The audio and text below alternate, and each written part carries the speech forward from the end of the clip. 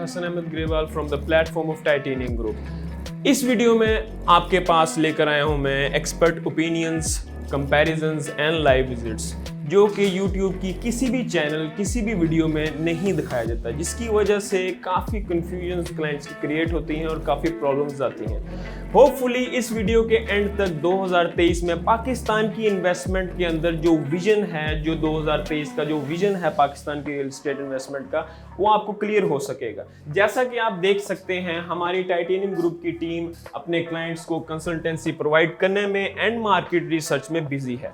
अब हम अपनी इस वीडियो में एक और कंसल्टेंट ऐड करेंगे, जिसकी वजह से हमारे पास आपके पास एक बेहतर ओपिनियन और कंपैरिजन आ जाएगा, ताकि आप राइट टाइम पे राइट डिसीजंस ले सकें। आइए। अस्सलाम वालेकुम। वालेकुम सलाम। कैसे हैं जी? मैं ठीक, आप बताएं, आप कैसे हैं? अल्हम्दुलिल्लाह। ये मिर्ज़ा अदील बेग हैं जो हमारे टाइटेनियम ग्रुप के सीनियर मेंबर्स में से हैं। आज इनके साथ मिलके आपके क्वेश्चंस और प्रॉब्लम्स जितने भी हैं उनके सॉल्यूशंस को डिस्कस करेंगे। आइए मिस्टर मिर्ज़ा। तो बैठते साथ पहली बात, कमर्शियल इन्वेस्टमेंट या residential investment? Obviously commercial investment. Sir वो क्यों? हमारे व्यूअर्स को सर ये बड़ी क्वेश्चन एंड क्वेरीज होती हैं, उनको समझ नहीं आती कि हम किस में इन्वेस्टमेंट करें, तो इसको प्लीज आप जरा डिस्कस करेंगे।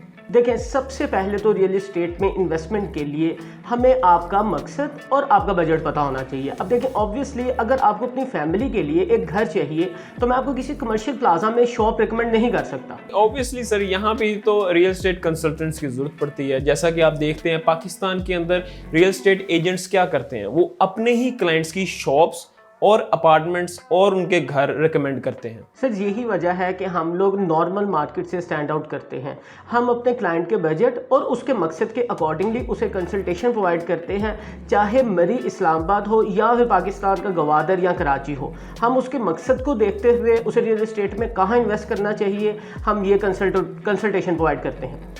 फॉर एग्जाम्पल सपोज कर लें कि हमारे पास 5 से 10 लाख रुपए का, 40 से 50 लाख रुपए का और 1 करोड़ से 1.5 करोड़ रुपए का बजट है। तो इसमें आप मुझे बताइए कि मैं इसमें किस तरह की इन्वेस्टमेंट कर सकता हूँ? शॉर्ट टर्म इन्वेस्टमेंट या लॉन्ग टर्म इन्वेस्टमेंट या रेजिडेंशियल, कमर्शियल, कहाँ पे इन्वेस्टमेंट कर सकता हूँ? सर देखिए, अगर तो आपका मकसद एक इन्वेस्टमेंट करना है तो आपको मैं स्ट्रांगली यही रिकमेंड करूंगा कि आप कमर्शियल्स में करें। बजट यहाँ पे मैटर नहीं करता, बेशक आप लो बजट में रहते हुए करना चाह रहे हैं या फिर आपको करोड़ 1.5 करोड़ खर्च के आप एक हाई बजट में इन्वेस्टमेंट करना चाह रहे हैं।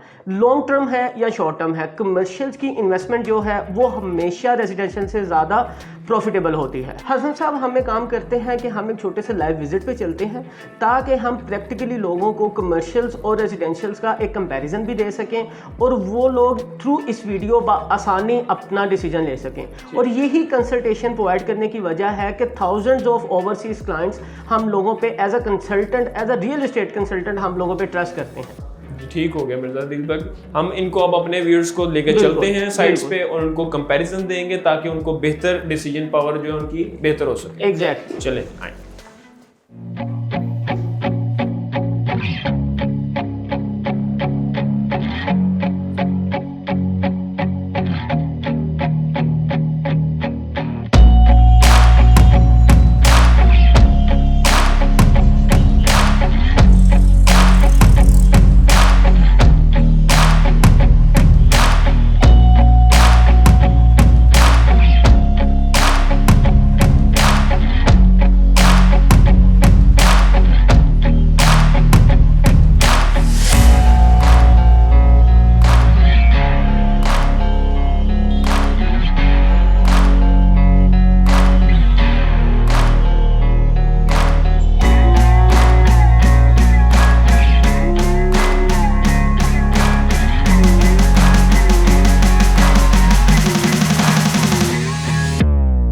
हसन साहब, राइट नाउ हम बहरिया के उस ब्लॉक में मौजूद हैं जहां पे आप स्टिल इंस्टॉलमेंट्स पे कमर्शियल में इन्वेस्टमेंट कर सकते हैं। ठीक हो गया मिर्जा अदील। तो इसमें मैं पूछना चाह रहा हूँ कि ये वो एरिया आपने बताया है जो एक तो था जो मैच्योर एरिया था बहरिया में, जहाँ पे इंस्टॉलमेंट्स वाले इन्वेस्टमेंट नहीं कर सकते या जिनका कम बजट है वो इन्वेस्टमेंट नहीं कर सकते।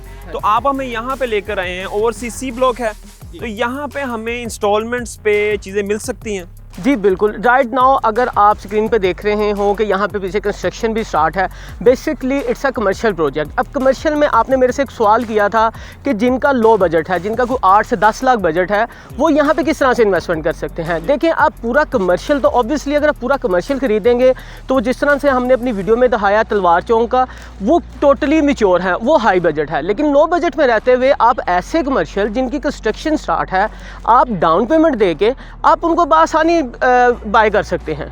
और इसमें अगर फॉर एग्जांपल अगर एक बंदा फुल कैश पे ले लेता है यहाँ पे ही इंस्टॉलमेंट पे, तो उसको क्या बेनिफिट्स हैं? सर बिल्कुल, फुल कैश पे लेने का उसे ज़्यादा बेनिफिट है। एक सबसे पहला बेनिफिट ये है कि अगर वो फुल कैश पे बाय करता है तो उसको पर मंथ जो 10% एनुअली बनता है उसे रेंट आना लग जाता है। और सबसे जो मेन बात है, वो मेन बात ये है कि वो जो उसे रेंट आएगा वो विदाउट एनी हेडेक, उसकी बीच में कोई हेडेक नहीं होगी, उसके अकाउंट में एज़ पर एग्रीमेंट उसके अकाउंट में रेंट आ जाएगा। और ये चीज़ें सारी जो भी कंस्ट्रक्शन स्टार्ट हुई है बहरिया में, लोगों को ज़्यादातर मसला ये होता है कि सिक्योर इन्वेस्टमेंट हो, ताकि अब कुछ चीज़ें ऐसी हैं जैसे यहाँ पे अब कंस्ट्रक्शन स्टार्ट है कमर्शियल्स की, ये भी इन्होंने बनना है, इन्होंने डेवलप होना है, तो लोगों का सवाल ये होता है कि क्या ये सिक्योर हैं? सर देखें, ये बहुत अच्छा क्वेश्चन आपने किया है। अब हम किसी भी हाउसिंग सोसाइटी की फ़ाइल परचेज करते हैं तो हम कभी भी उसको कमिटमेंट नहीं कर सकते कि जो सोसाइटी है वो अपने कमिटेड टाइम में डेवलपिंग स्टार्ट कर देगी, बैलेटिंग कर लेगी या फिर पोजेसन कर लेगी। लेकिन अगर मैं स्पेशली बहरिया की बात करूं, जहां पे हम लोग मौजूद हैं, बहरिया खुद सारे प्रोजेक्ट्स की मैनेजमेंट को देख रहा होता है और यही रीज़न है कि बहरिया ने पाकिस्तान में इतनी जल्दी तरक्की की है। यहाँ पे कोई भी डेवलपर अपने गिवन टाइम से ज़्यादा टाइम नहीं ले सकता, और लेट्स सपोज अगर वो लेता भी है तो एज़ पर कमिटमेंट जो आपके फ़ायदा है वो डेवलपर बाउंड होता है आपको वो फ़ायदा देने में। ठीक हो गया। तो हम अपने व्यूअर्स को ये फर्दर एक्सप्लेनेशन जो मिर्ज़ा अदील बेग साहब ने दी, उससे ये कंक्लूजन निकलता है कि जो फाइल्स में इन्वेस्टमेंट है वो तो इन्वेस्टमेंट आप करते हैं, लेकिन उसका आपको सिक्योर नहीं होता कि क्योंकि आपने एक फ़ाइल ली होती है वो डिस्काउंट में भी चले जाती है, वो ऑन पे भी चले जाती है, यानी आपको उसमें फ़ायदा भी है, नुकसान भी हो जाता है। लेकिन अगर आप कमर्शियल इन्वेस्टमेंट को देखो तो वो कंस्ट्रक्शन जब स्टार्ट होती है तो विद पैसेज ऑफ टाइम उसके अंदर इंक्रीमेंट आता है, ऐसा ही है? जी बिल्कुल। और अगर यही वाला कंपैरिजन मैं कमर्शियल्स के साथ करूं तो कमर्शियल देखें, कमर्शियल बढ़ता है प्राइसेस पे किस तरह सॉफ्ट लॉजिंग प्राइसेस तब होती है जो राइट नाउ हमारे प्रोजेक्ट पे भी अगर आप देख सकते हैं तो इसकी कंस्ट्रक्शन स्टार्ट है, डिगिंग स्टार्ट है, इसकी सोइल टेस्टिंग स्टार्ट है। ये इस वक्त अपना सॉफ्ट लॉजिंग प्राइसेस पे है जो बहुत ही रीज़नेबल और कम प्राइसेस है। अगर आप ले लेते हैं तो विद इन मंथ इसकी प्राइसेस जो है वो प्री लॉन्च पे आ जाती है, क्योंकि इसकी कंस्ट्रक्शन स्टार्ट हो गई है। और जब इसका ग्रे स्ट्रक्चर रेडी हो जाता है, जब इसकी फाउंडेशन रेडी हो जाती है, तो यही जो प्री लॉन्चिंग की प्राइसेस है वो लॉन्चिंग प्राइस में चली जाती है। यानी कि आपने within months, within Hasan साहब विद इन ईयर्स नहीं, मैं विद इन मंथ्स की बात कर रहा हूँ, आपने विद इन मंथ्स अपना जितना भी इन्वेस्ट किया है उसका आपने 20 to 30% तक गेन हासिल कर लिया है। अब आप खुद इस चीज़ का डिसीजन लें, एज अ क्लाइंट अपने आप को रख के सोचें कि आप कमर्शियल में इन्वेस्टमेंट करना चाहेंगे या फिर रेजिडेंशियल्स में। फिर तो एग्जैक्टली अदील मिर्ज़ा साहब का हमने तो इन्वेस्टमेंट फिर कमर्शियल में ही करेंगे। क्यों? एग्जैक्टली, क्योंकि ये हमें सिर्फ सिक्योरिटी नहीं दे रहा, प्लस हमें प्रॉफिट भी वो दे रहा है जो कि फाइल्स या बाकी प्लॉट्स में नहीं पाया जाता। अच्छा हसन साहब, आप मुझे ये बताएं कि राइट नाउ यहाँ पे कंस्ट्रक्शन स्टार्ट है, तो अगर हम 1 साल का या अगले 2 साल का विजन मैं आपसे पूछूं तो इसका क्या विजन है? सर इसका तो यही है कि मैं अपने क्लाइंट्स को यही डिस्कस करूंगा इनके साथ कि यहाँ पे जो विजन है बहरिया का वो ऑलरेडी बहुत ज़्यादा क्लियर है, ज़्यादातर ओवरसीज़ क्लाइंट्स के लिए क्लियर है, क्योंकि उनको पता है, उन्होंने यहाँ पे इन्वेस्टमेंट किया है। जैसा कि अदील बेग साहब को पता है कि यहाँ पे 55 लाख रुपए के प्लॉट्स थे, जिनमें से 60 to 70% क्लाइंट्स ने इन्वेस्टमेंट नहीं की। बाकी जो रह गए क्लाइंट्स 30 to 40% जिन्होंने की है, आज वही प्लॉट्स जो 55 लाख रुपीज़ के थे कमर्शियल प्लॉट्स, वो आज 7.5 से 8 करोड़ रुपए के। कैन यू बिलीव के बहरिया ने वो एमिनिटीज़ और डेवलपमेंट प्रोवाइड की है जहाँ पे फिर लोगों को फ़ायदा भी हुआ है। अच्छा, आप एक चीज़ ये भी गाइड करें कि यहाँ पे परचेजिंग किस तरह की जाए और एट द एंड हमें क्या फ़ायदा होगा? अदील बेग साहब, मैं ये चीज़ कहना चाहता हूँ अपने व्यूअर्स को, अपने क्लाइंट्स को, कि यहाँ पे हमारे पास लो बजट में भी हैं, जैसे कि आपने देखा कि मैच्योर जगह में आप विद कैश ले सकते हो, ठीक है। अब आपको बहरिया में एक चीज़ चाहिए इंस्टॉलमेंट्स पे, तो वो आपको मिलेगी। जैसा कि मैंने आपको बताया, कमर्शियल्स के अंदर लो बजट है, अगर आपके पास 5 से 10 लाख रुपए है, उसके अंदर रहते हुए भी आप इन्वेस्टमेंट कर सकते हैं। अगर आपके पास 40 से 50 लाख रुपए, उसके अंदर भी आप बहरिया में इन्वेस्टमेंट कर सकते हैं। अगर आपके पास 1 करोड़ से 1.5 करोड़ है, तब भी आप इन्वेस्टमेंट कर सकते हैं। बात आ जाती है सारी ऑप्शंस के ऊपर मिर्जा साहब कि हमारे पास यहाँ पे कमर्शियल बॉक्सेस हैं, कमर्शियल स्पेसेस हैं, अपार्टमेंट्स भी हैं, शॉप्स भी हैं। अब आपके बिल्कुल बैक साइड पे आप देख सकते हैं कि ये प्लाजा भी अंडर कंस्ट्रक्शन है। अब यहाँ पे वही शॉप की प्राइस इस वक्त 35 lakh rupees, 30 to 35 lakh rupees है।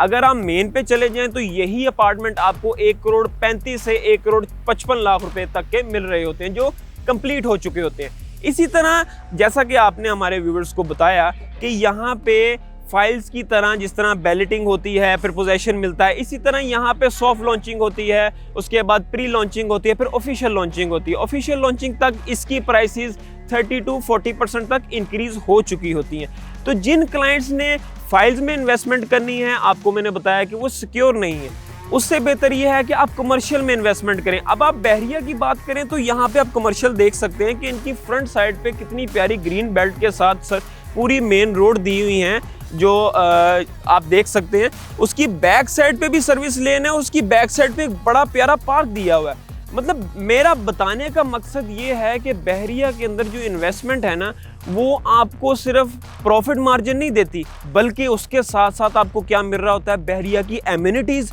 जो उन्होंने और कहीं नहीं, पूरे ऑल ओवर पाकिस्तान बहरिया जैसी एमिनिटीज आपको कहीं नहीं मिलेंगी। और इससे सबसे बड़ी बात जो मैं आपको एक्सप्लेन करूंगा वो ये कि ये सिक्योर इन्वेस्टमेंट है। आज तक यहाँ पे जिन लोगों ने इन्वेस्टमेंट की उनको नुकसान नहीं हुआ। अच्छा, आप मुझे ये बताइएगा कि अगला कमिंग ईयर जो 2023 है, उसके अंदर पाकिस्तान के रियल एस्टेट में इन्वेस्टमेंट करना क्या आपके मुताबिक ठीक है? देखिए, ये ठीक भी है और सेफ भी है, क्योंकि पॉलिटिकल क्राइसिस तो पाकिस्तान में काफ़ी देर पहले भी चलते रहे हैं, लेकिन कभी भी जो प्रॉपर्टी है वो डाउन नहीं हुई। स्पेशली जो ब्रांड्स हैं, जैसे मैं बहरिया टाउन की बात करता हूँ कि हम बहरिया टाउन में खड़े हैं, तो आप देख सकते हैं कि प्रोजेक्ट्स अभी भी चल रहे हैं। इतने पॉलिटिकल क्राइसिस में भी प्रोजेक्ट्स जो हैं वो रुके नहीं हैं, और वहाँ पे भी शॉप्स और अपार्टमेंट्स अभी भी सेल आउट हो रही हैं।